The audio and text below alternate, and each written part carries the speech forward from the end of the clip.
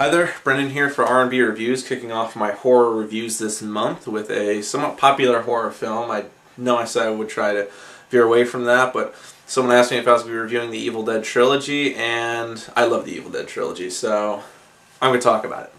Starting this week with talking about the first film, The Evil Dead. In a couple weeks I'll do Evil Dead 2, and probably in the last week of October I'll review Army of Darkness, my favorite of the Evil Dead movies. But let's just jump right into it. The Evil Dead is about a group of college students who go up to a cabin in the woods for a weekend of partying and drinking and that usual horror movie plotline. We've been there, done that. Very familiar, cabin in the woods. But they find some audio recordings and artifacts left there from a professor who's studying the Necronomicon, the Book of the Dead. And he in this audio recording, as the kids listen to it, recites some of the passages, and boom, these demons are released. One by one, each of the kids become possessed by the demons, leaving Bruce Campbell as his infamous character of Ash to fight them off and try and survive the night. The film is very entertaining. It's a very simple plot line. It drags a little. It's a little slow. Some of the effects are a little out of date. At least that's what some people might think of it who are watching it fresh for the first time recently. But this is a really, really great hallmark of horror films because it takes such a simple idea. You know, we've seen the college kids go out into the woods movie before, but with this one, it's just Sam Raimi's touch. This was his first film, and he completely knocked it out of the park with being an absolutely gruesome, over-the-top horror film. It is very over-the-top. Sam Raimi hasn't come close to making this kind of film ever since in his entire career. He's sort of backed off and done more comedy-related things. If he's returned to horror with the Evil Dead 2, Army of Darkness, and Drag Me to Hell, all wonderful films, but Evil Dead is really his only, I want to say, true straight horror film. I mean, the film does have some comical elements in there, I mean, if you're watching some of the cheap effects and stuff, but it's a wonderful film all the same. Bruce Campbell had produced it, and this was the first film he acted in, I believe. And if you want to get to know more about the movie, I would recommend checking out his autobiography, If Chins Could Kill. He talks at length about the movie from its humble beginnings all the way to Stephen King's seal of approval on the film, which helped it out with getting distribution. It's a really interesting film. It's the one thing that always jumps out at me whenever I watch this film is the sound design. And you see Sam Raimi's camera techniques that he still uses today. I mean, the camera angles in this are amazing for just a low-budget film, too. I mean, he does these zooms, these Dutch angles at the side, and the sound design is just absolutely brilliant. He always lets you know a camera's there, that you're watching the movie. Like when the camera goes over some beams, you hear it as it patches each beams. It just makes a wah, wah, wah noise. It's really cool.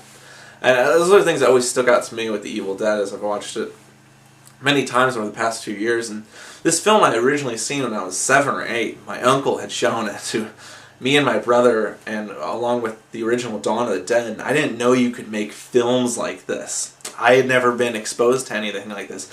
I'd only seen like the cartoons kind of stuff, or like the Universal horror movies. I didn't know you could have a horror movie that this was this over the top, this violent, this in your face.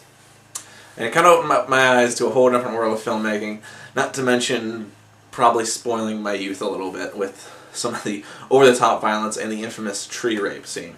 If you haven't seen The Evil Dead, I suggest you go out, try and find it somewhere. I mean, it's pretty cheap on DVD now. I've bought numerous releases of this. Anchor Bay just keeps putting out releases of this, taking advantage of Evil Dead fans' love of the series, which is sad, but they've gotten better with the releases. One of the most notable ones is the Book of the Dead edition. This comes with a few features, but it's just one disc. It's a little disappointing, but really cool packaging. This was the second copy of the movie I have. It's great. I bought it before they came out with the Evil Dead 2 Book of the Dead edition, which is just as disappointing. But finally, the one that you'll probably most commonly see on shelves is the Evil Dead Ultimate Edition. Now, what makes this one special, aside from the documentaries that repeat everything Evil Dead fans already know about the movie, is that it comes with a full-frame version of the movie. The other DVDs, they put the film in widescreen, where you get those black bars on the bottom and the tops of your screen. And that's not how the film was originally shot to be. It was never meant for widescreen. It was always meant to be a full-screen film. So essentially, when you watch it on the other DVD releases, you're losing about 2 inches of the picture that were meant to be seen. That's 2 more inches of blood or gore or mayhem. Now that's just maybe me just ranting and complaining. This isn't so much a review, it's just me blabbering about The Evil Dead and how much you should really see it. If you haven't seen it, this is the perfect time to see it, perfect kind of time of year. If you've seen Sam Raimi's other films, this is a great place to see where he started. It's amazing how much of his style was intact from beginning with The Evil Dead all the way up till now with Drag Me to Hell and his Spider-Man films. I love Sam Raimi as a filmmaker. He's always constantly making amazing films, and this is where he started. It's great to see his first film. Very few great filmmakers out there, their first film are this great. I mean, this is his Reservoir Dogs, his El Mariachi, and it really sticks out in horror films, and what makes it so unique is not necessarily the story, but how he tells the story.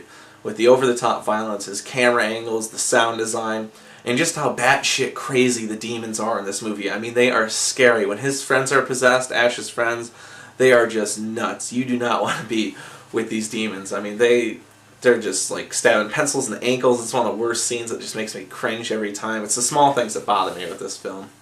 He also has some Wes Craven homages in there, and I love Wes Craven movies, but Evil Dead, check it out if you haven't seen it. If you have, let me know what you think about it below in the comments. If this is your first video watching R&B reviews, be sure to subscribe. I'll be posting more horror reviews, hopefully something else this weekend. I'm going to have something Stephen King related for you this weekend, but when I saw the Evil Dead comments on my October update video, I was like, I gotta talk about Evil Dead. So look for the next couple weeks. I'll be reviewing Evil Dead 2 and then Army of Darkness, and then showing off some of my random Evil Dead memorabilia.